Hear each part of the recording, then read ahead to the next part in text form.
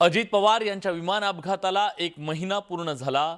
या विमान अपघाताबाबत गेल्या महिनाभरात अनेक शंका उपस्थित झाल्या, अनेक प्रश्न उपस्थित केले गेले। गेल्या महिनाभराच्या काळात रोहित पवारांसह अमोल मिटकरींनी या अपघाताच्या बद्दल हा संशय व्यक्त केला। त्यामुळे विमान अपघाताबाबतचं गूढ अधिक वाढलेलं आहे। अजित पवार यांचा विमान अपघात, मला सुद्धा शंका आहे हे घातपात असू शकतं। महिन्याभरात काय घडलं? अपघात हा धोक्याने झाला का धोक्याने झाला हे अजूनपर्यंत महाराष्ट्राला समजत नाही। दादांच्या अपघाताचं गूढ वाढलं। काही गोष्टी महाराष्ट्राच्या मनात दडलेल्या आहेत। विमानाचा अपघात की घातपात निर्माण करणार। राज्याचे उपमुख्यमंत्री अजित पवार यांच्या विमान दुर्घटनेतल्या मृत्यूला 1 महिना पूर्ण झाला। या दुर्घटनेनंतर विविध शंका आणि संशयाचा धूर कायम आहे। या विमान दुर्घटनेचा तपास सीआयडी आणि सीबीआय सोबत डीजीसीए कडून सुरू आहे। रोहित पवारांनी पहिल्यांदाच 10 फेब्रुवारी रोजी पत्रकार परिषद घेत अनेक सवाल उपस्थित केले। दृश्यमानता कमी असताना लँडिंगचा अट्टहास का केला? रनवे 29 उपलब्ध असताना 11 वर उतरण्याचा आग्रह का होता? विमान लँड होण्याआधीच कमी उंचीवर का आणण्यात आलं? फ्लाईट रडारचा 1 मिनिटा आधीचा बंद पडलेला डेटा कुठे गेला? विमान कोसळताना पायलट एक शब्दही का बोलला नाही? अपघातापूर्वी 3-4 मिनिटात मुख्य पायलट एक शब्दही का बोलले नाही? अशा सवालांच्या फैरी रोहित पवारांनी डागल्या। दादांचा दौरा का बदलला? विमानाची वेळ बदलली गेली का?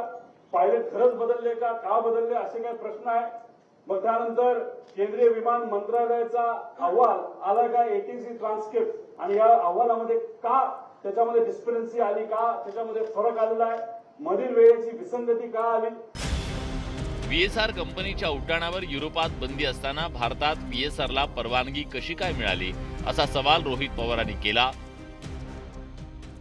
आता there is major non compliance, त्याने हे direct serious risk to flight safety, immediate corrective action required, त्याशिवाय आम्ही उडून देणार नाही असं युरोपियन एजन्सीने सांगितलं। आणि त्यांनी काय केलं? सस्पेंडेड ऑपरेशन, ग्राउंडेड एअरक्राफ्ट, सगळे अप्रुव्हल्स आणि सर्टिफिकेट काढून टाकले। सगळा मेंटेनन्स आणि त्याच्या फ्लाईट ऍक्टिव्हिटीज त्या युरोपमध्ये होत्या सगळ्या बंद करून टाकल्या।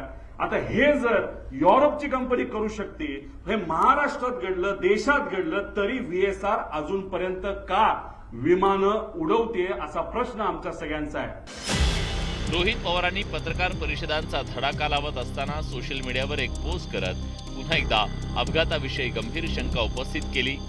अहमदाबाद विमान अपघातात पायलटनंच फ्यूल स्विच बंद केल्याची बातमी बघता अजितदादांच्या विमान अपघाताबाबत व्यक्त केला गेलेला संशय अधिक बळावला।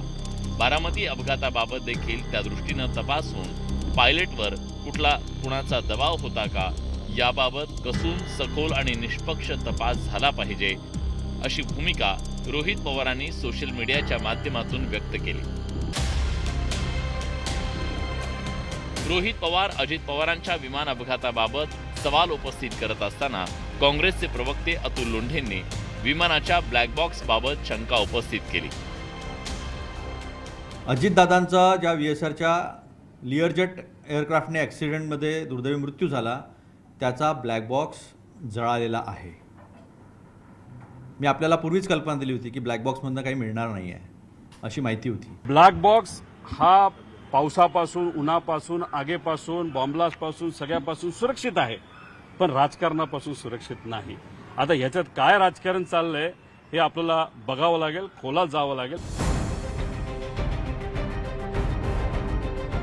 रोहित पवारांनी या प्रकरणावरून आक्रमक पवित्रा घेतलेला असताना अजित पवारांचे पुत्र जय पवार यांनी इन्स्टा स्टोरीच्या माध्यमातून प्रकरणाच्या चौकशीची मागणी केली। ब्लॅक बॉक्स सहज नष्ट होत नाहीत, त्यामुळे संपूर्ण पारदर्शक आणि निर्विवाद सत्य जनतेसमोर यावं। महाराष्ट्रातल्या जनतेला या दुर्दैवी घटनेचं खरं कारण कळण्याचा पूर्ण अधिकार आहे।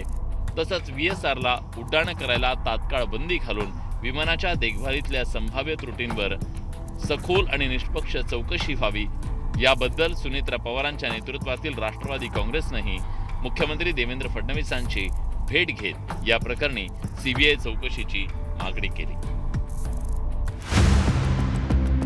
या प्रकरणी सातत्याने सवाल उपस्थित करणाऱ्या रोहित पवारांनी विमानात अतिरिक्त इंधनाचा साठा होता आणि त्यामुळे वारंवार स्फोट झाल्याची शंका उपस्थित करण्यात आली। विमानात असलेलं अतिरिक्त इंधन हा कट होता का असा प्रश्न रोहित पवार यांनी उपस्थित केला।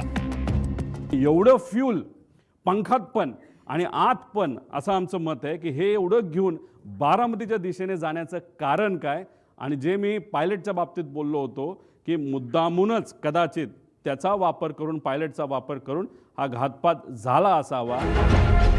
दादांच्या विमानाला झालेल्या अपघातावर रोहित पवारांच्या सोबत राष्ट्रवादी काँग्रेसचे आमदार अमोल मिटकरी सातत्याने संशय व्यक्त करतायत। पायलट जो मेलाय कपूर, ज्याची ड्रंकची हिस्ट्री होती, 3दा सस्पेंड होता VSR कंपनीचा, तो पायलट, त्याचा 50 कोटीचा विमा काढला गेला, तो सुसाईड बॉम्बर म्हणून आला होता। राजीव गांधीच्या वेळेस लिट्टीची सुसाईड बॉम्बर म्हणून आली नव्हती का, ते एका सभेला चालले होते, तसा हा सुसाईड बॉम्बर नसेल। कुठं आहे कपूर? त्याची बायको पोहोचली ते तिसऱ्या दिवशी की माझा नवरा जिवंत आहे। आमचा प्रश्न हा आहे की DGCA म्हणतोय 6 माणसं गेली, तर एक माणूस गेला कुठं मग? आणि ही 2 माणसं, तो साहिल मदन आणि यश, जे पायलट वेळेवर बदलले गेले, हे 2 आत्ता कुठे आहे? दादांचा मृत्यू सुद्धा एक माड रानावरचं गूढ आहे। गोजूबावी माड रानावरचं गूढ म्हणजे दादांच्या मृत्यूचं।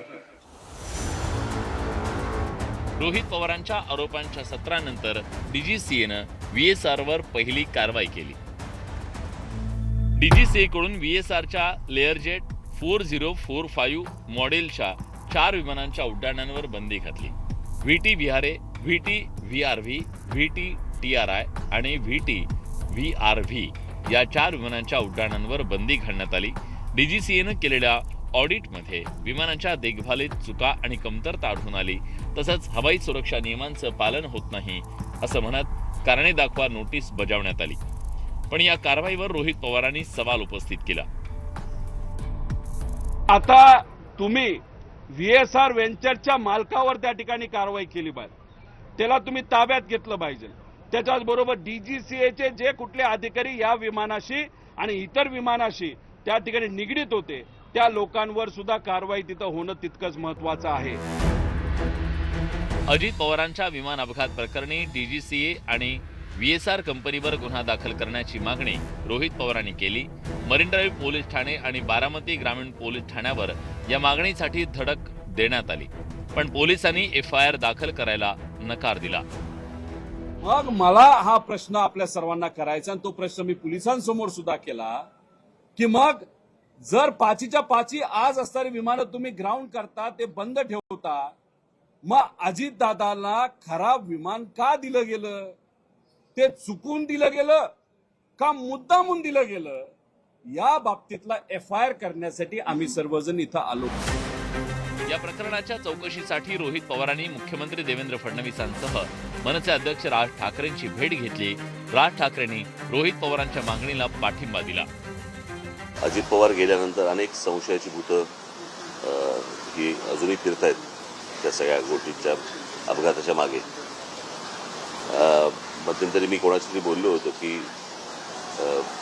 अपघात धोक्याने झाला का धोक्याने झाला हे अजूनपर्यंत महाराष्ट्राला समजत नाही आहे। आणि अशा सगळ्या परिस्थितीमध्ये त्यांनी मला येऊन सगळ्या त्या टेक्निकल गोष्टी सांगितल्या, ज्या त्यांनी पत्रकार परिषदेमध्ये पण सांगितल्या होत्या। ऍक्सिडेंट झाला का घातपात झाला याच्याबद्दलची माहिती आपल्याला त्या ठिकाणी घ्यायची, आणि त्यासाठी आपण सर्वजण प्रयत्न करतोय। एक तर FIR या महाराष्ट्रामध्ये घेतलाच जात नाही, हे खरं तर दुर्दैवी गोष्ट आहे। FIR हा देणं आणि देणं हा आमचा अधिकार आहे, आणि त्यांनी तो घेणं ही त्यांची ड्युटी आहे, आणि महाराष्ट्रामध्ये अशी एक गोष्ट होत असेल तर हे फार चुकीचे आहे। अजित पवारांच्या या विमान अपघातानंतर अजूनही संशयाचं धुकं कायम आहे। या प्रकरणात सखोल चौकशीची मागणी केली जाते। काही पॉईंट असे आहेत की विमानाचा अपघात की घातपात निर्माण करणार, जे लोक शहाणे म्हणतात की अपघाती विमान दुर्घटना आहे, त्यांनी ते प्रूव्ह करून दाखवावं। पण घातपाताच्या शंका ज्या बळावत आहेत, ते मुख्य बळवण्याचं कारण मरीन ड्राईव्ह पोलीस स्टेशनला पोलिसांनी DGCA आणि VSRच्या विरुद्ध आमचा FIR न नोंदवणं हे शंकेला आणखी जागा निर्माण करते। अजित पवारांच्या विमान अपघाताला 1 महिना पूर्ण झाला।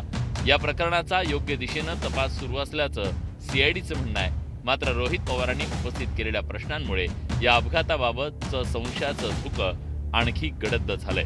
Bureau report, news 18 Marathi.